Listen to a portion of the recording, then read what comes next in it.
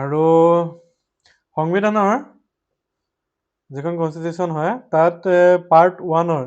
4টা আৰ্টিকল যে আছে 4টা আৰ্টিকলৰ যিটো ফাৰ্ষ্ট আৰ্টিকল হয় ন সেইটো আৰ্টিকলত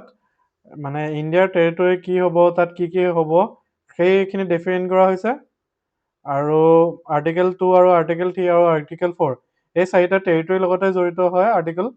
আৰু গোটেইকেইটাই টেৰিটৰিৰ নাম সলোৱাৰ পৰা কি জেগা কি এড হ'ব ক'ত কেনেকৈ পালিত হ'ব সেইখিনি গোটেইখিনি এড কৰে আৰু আৰ্টিকল 3টো বেচিকেলি নাম চেঞ্জ টেৰিটৰি চেঞ্জ এইখিনিৰ ওপৰতে থাকে আৰু আৰ্টিকল 2টো মানে কোন কি হ'ব সেইখিনি মই কৈছোঁ ন 1 2 3 আৰু 4 2 আৰু 3 4য়ে কমপ্লিমেণ্ট কৰে আৰু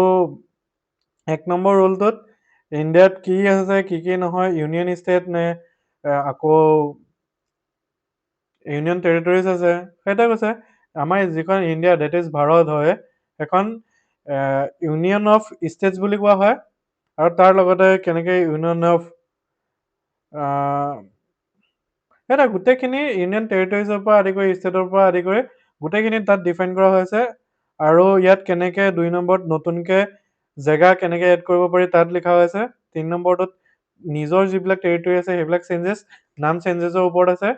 3 নম্বৰটো আৰু 4 নম্বৰ যিটো আৰ্টিকল হয় সেইটোৱে 2 আৰু 3 কমপ্লিমেণ্ট কৰে সেইটোৱে